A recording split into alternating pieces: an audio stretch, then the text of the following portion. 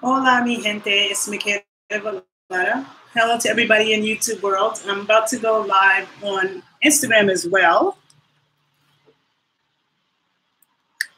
Whoop. Let me give some of you time to get on.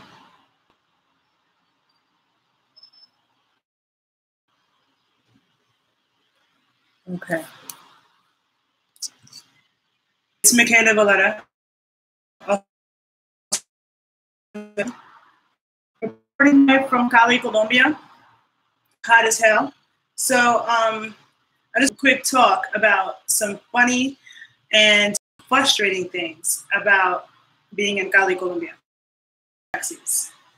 So taxis are everywhere down here. I hope this is actually recording. I think it is. Okay. So yeah, taxis are everywhere down here, and but there are also apps. You can use Uber in Colombia. You can use Uber in Cartagena. You can use it in Medellin, and you can use it here in Cali. But unfortunately, my Uber account is not working, so I can't use Uber. But there are taxis everywhere outside. You can easily go outside and get taxis nonstop. The yellow cabs actually. And I hope this video. Let me see something. I have a feeling this may not be recording because the connection is bad.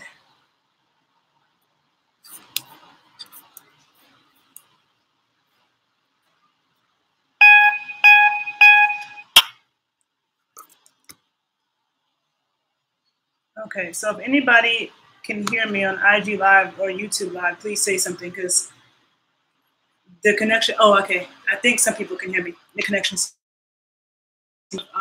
uptown Manhattan, where I'm from in New York, where taxis were always abundant. You could go outside and get a taxi in 2 seconds. You call a cab, they're there in 2 minutes. My neighborhood was heavily Dominican, and they were real good with the cabs, right? So when Uber came along, it wasn't like, it didn't change the game for us. But now it's like we have Uber and we have easy access to taxis. Same thing here. So then I found out about 2 other apps that I can use. One is called Cali, and another one is called Cabify, right? And you can use them here. But they actually, you can pay them with cash. So the one I just finished using, which is Cali, they only take cash, which I would rather use my card actually. But there are apps like Uber. And so I'm happy for that because it's better sometimes than getting a taxi. Because the other thing about here is that the addresses are very confusing. And it's not just here. I feel like every time I've been in Latin America, and I talk about this all the time, the addresses are always something like, even if you have the address, like people act like they don't know what you're talking about. Cabs act like they're lost. So a lot of times you have to give people landmarks here. Like, oh, it's by the roundhouse with the green door. Or it's by, you always have to tell them that.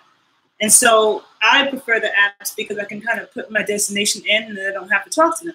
But on the app Cabify, what was really confusing was I put my destination in, and then when I got in the taxi, he asked me where I was going because he didn't have it written down. It wasn't on the thing. And I'm thinking, like, I wrote my destination. Like, don't you have it? So I still had to tell him.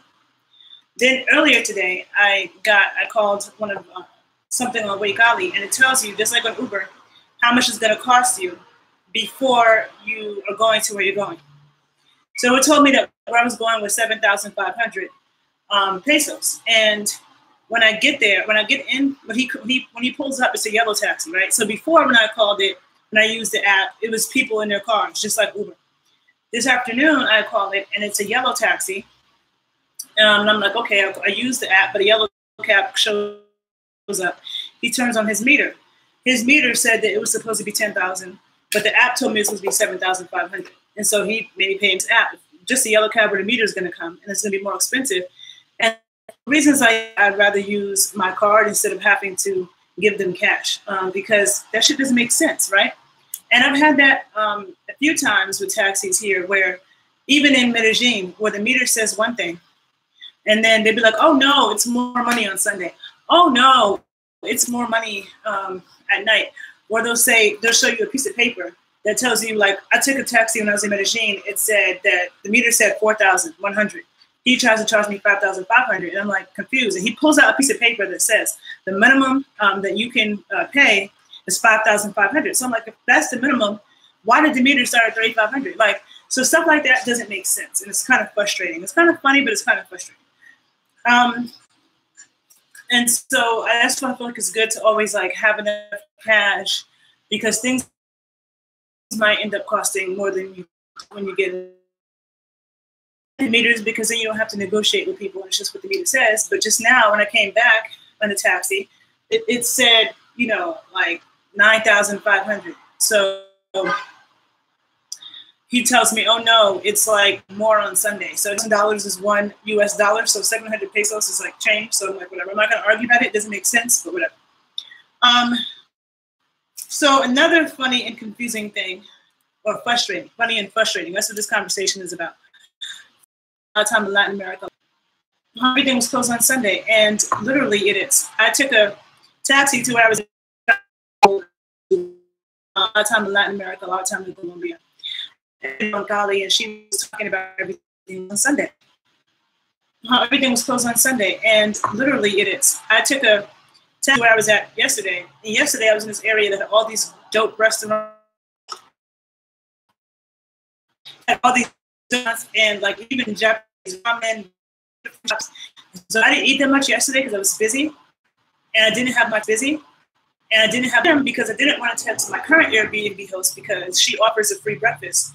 But it's at like this bakery down the street, and like I just wasn't crazy about the breakfast, and they had coffee and no milk. So I was just like, I need to go someplace else. So I didn't even want to ask her. So he tells me to go to this other place, Panderia, Kuti Panderia. And I did not want any panderias because that's a bakery. And they're everywhere down here. I feel like Latin American people love some damn bread. They love bread on a whole other level. And it's like, they eat so much of it, and it's bakeries, panderia, panderia, panderia, everywhere. So when he told me that, I'm like, I want a restaurant. How about restaurant? Like a restaurant food. I don't want bakery shit.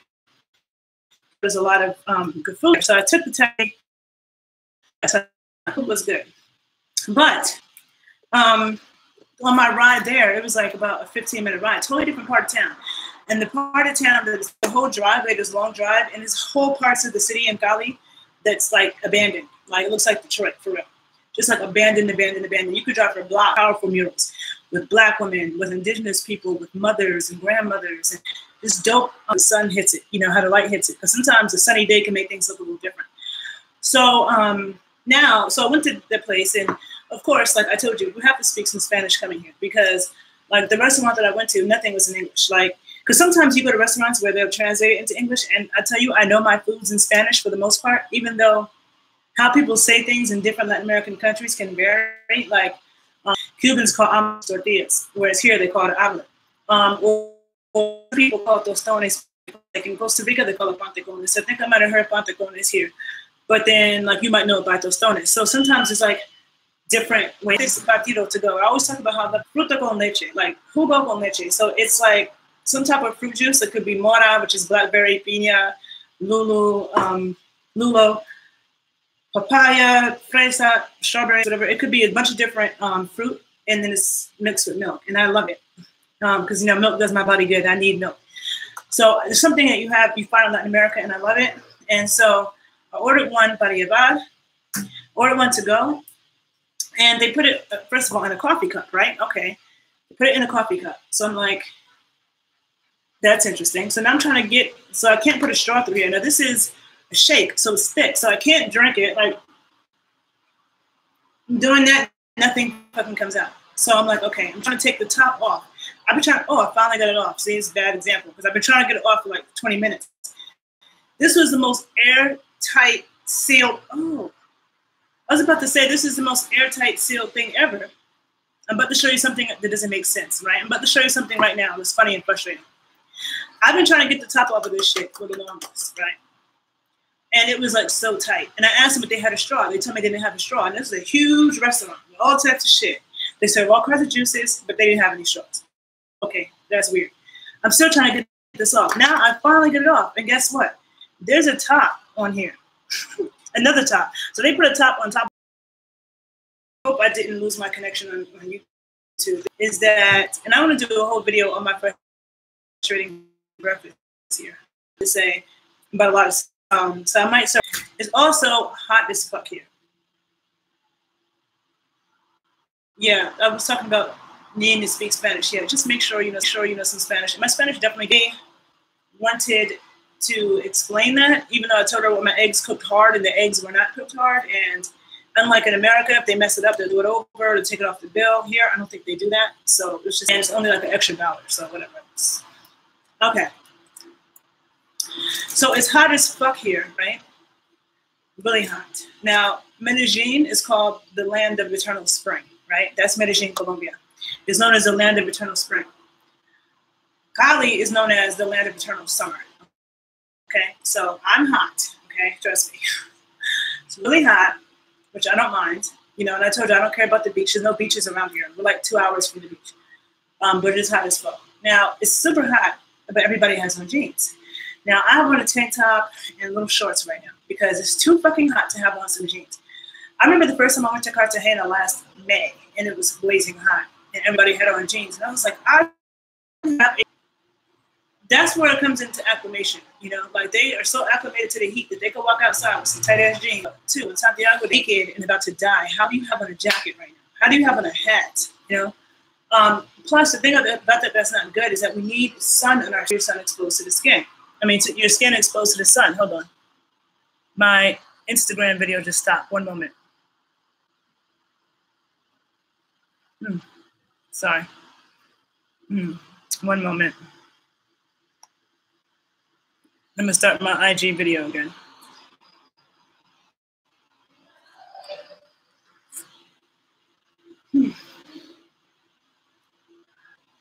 Okay, IG, I'm back. The internet connection here is not that good, so it stopped. If you're joining me now, you can catch the beginning of this conversation in the previous archive video or on my YouTube page, The Renaissance Amazon, okay? And for those of you on YouTube who don't follow me on Instagram, it's the_Renaissance_Amazon_81. Okay, so continuing with what I was saying was that it has to do with acclimation. It's the same way probably like me being in 40 degrees. If I put on a hoodie and a jacket and some long johns and some sweatpants, I'm fine. And somebody from here might not be able to take that. They might, to them, it might feel 50 degrees colder than it does to me. It's acclimation. But I'm always talking about vitamin D. I have a video about vitamin D on my other YouTube page, The Body Scientist 81. You should definitely check it out. Because a lot of people, but knowing about vitamin D is very important. A lot of people think they know, but they don't. And the darker your skin is, the more sun you need on your skin to get vitamin D. And it has to be as much of your skin as possible, not just your face and hands. So even if you live in Miami or in the Caribbean or something, if you're walking around covered up all the time, you're still not going to get enough sun for your vitamin D, okay? So to me, it's not healthy even to be walking around with all the goddamn clothes on. But the fact that they're not hot amazes the fuck out of me, right? Now, I don't like to be places where I look like an outsider. That's one thing I like about New York is that, like, no matter how you dress, like, you can fit in. We don't have one way of being. Here, nobody's walking around with shorts on, but I am. I don't care. And I have long-ass legs, and I'm brown, so I know it's attracting a lot of attention. And then I wear bright colors, and my hair is like this, and I got this necklace, and everybody's like, where's she from? You know? But I'm me, and it's too fucking hot. Now, another funny and frustrating thing about Cali, who is so white, and it's racist, and yada, yada, yada.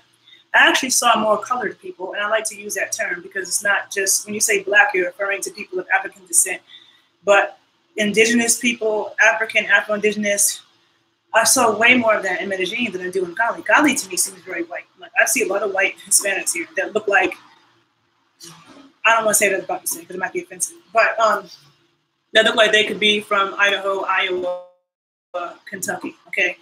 And they're Colombian and they speak Spanish. And I barely see black people here. And the black people I do see here look like outsiders. They look like they're invisible. They don't look happy. They don't look that clean. A lot of them look dusty. Now, again, maybe I haven't seen something, but I've been here for a couple of days and I've ridden all around. And if you go to Atlanta, if you go to Detroit, if you go to Chicago, like the black parts of Chicago, when you have to go to the black parts of Chicago. So let me not use Chicago. Let me say Atlanta, Detroit, New York, New Orleans. You don't have to try hard to find black people. Like if you drive around the city, you'll see black people everywhere, right? Cartagena, Havana, you don't have to search for black people. No matter where you go, you're going to see them. So I feel like if you have a city with a large population of Black people, I should see them somewhere, and I don't really. And then I haven't seen two Black people together as a couple. And I'm not against interracial dating. That's, you know, a lot of us are products of mixtures. But here it almost seems like the Black people don't know who they are, you know, and it's like everybody's acting like they don't see color. And it's just weird. But the Black people here just look like shells to me from what I've seen.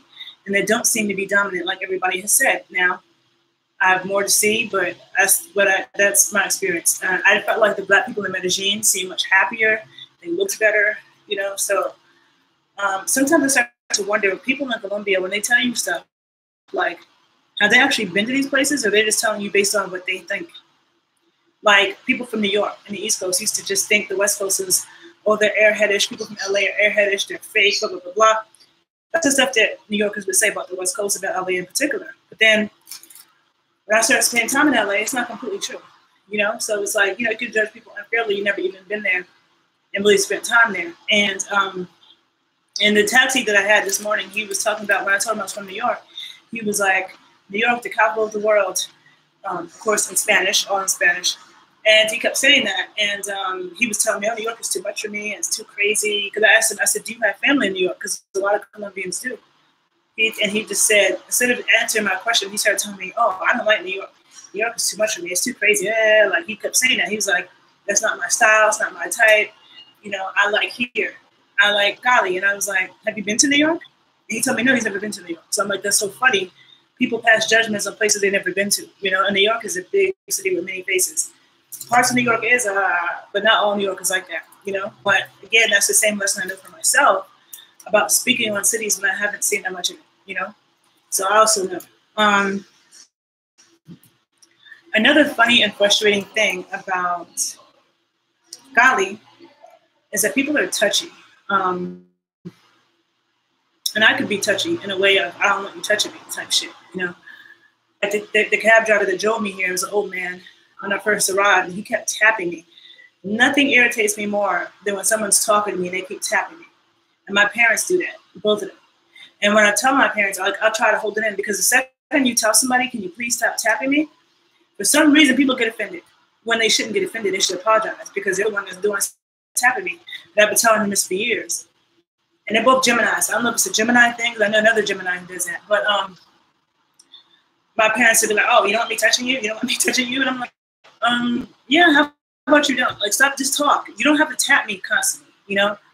People here, you know, the cab driver here, he kept doing that, and I just wanted to jump out of my skin because it irks the fuck out of me, and I couldn't tell him that. And I couldn't tell him that in a nice way. He's an old man, whatever, but it was fucking irritating. And then, like I told you, when I was out the other night, every time somebody walked by me, they were constantly touching me, touching my back.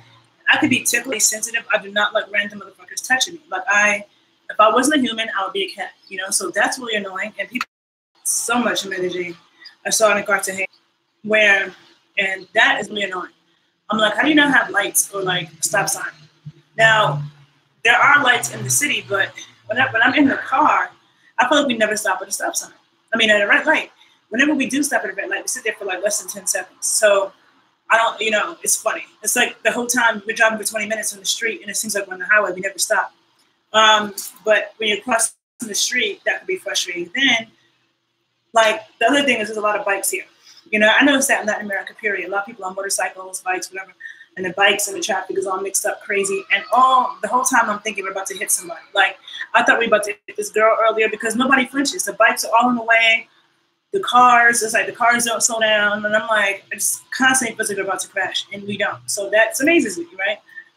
But the other night when I was coming back from the club, a motorcycle got into an accident right in front of us. And I am not a fan of motorcycles at all, because to me, it's only like a matter of time before you fuck yourself up. And when you do, a lot of times you get pretty fucked up. I'd rather just be in a car than be on a bike, right? And I don't think that being on a bike with cars is smart, because if you get in an accident, the person on the bike is going to be the one that's fucked up. So I care too much about my body. But people here, they have no fear. I feel like New Yorkers are bold riding bikes.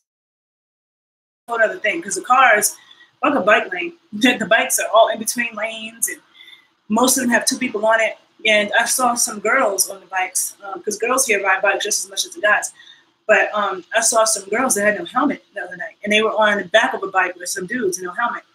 And oh, hold on, my phone needs to cool down.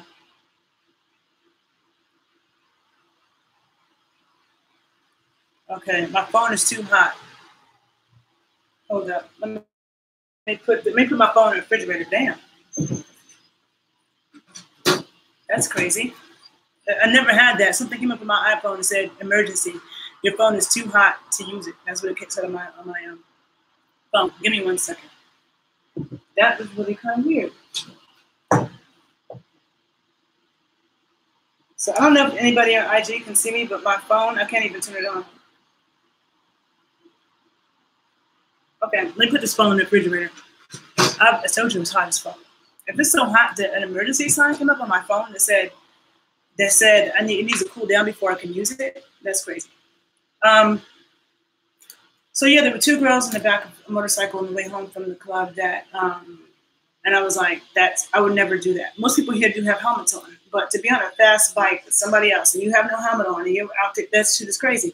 And they rode right by the accident. This dude that flew off the bike right in front of us.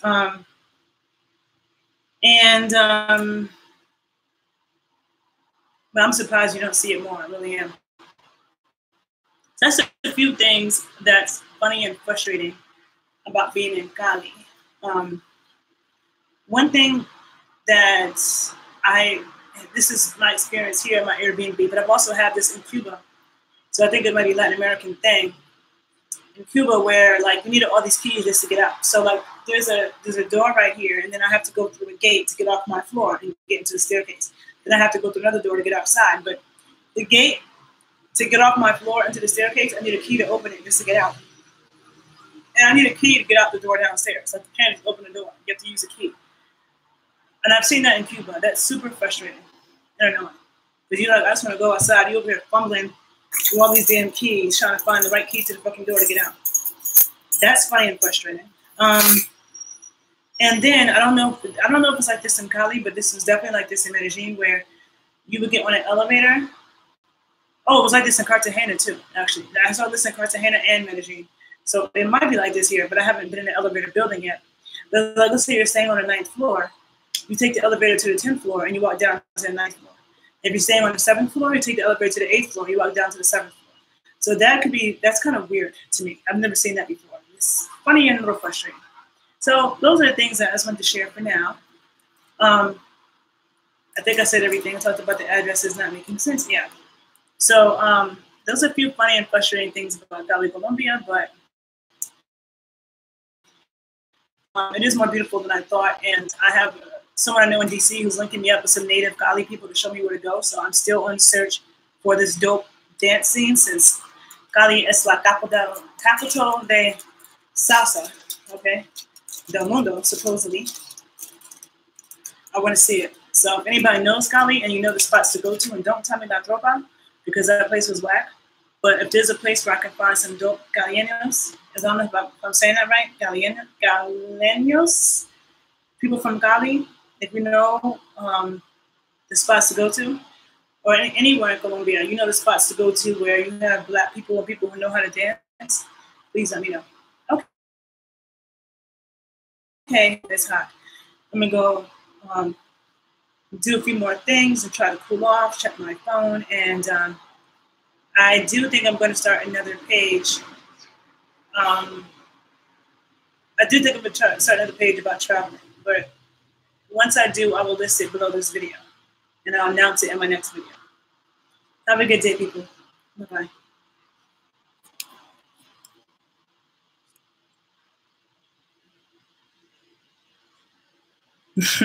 Some of your comments are funny. Thank you, people, for the compliments.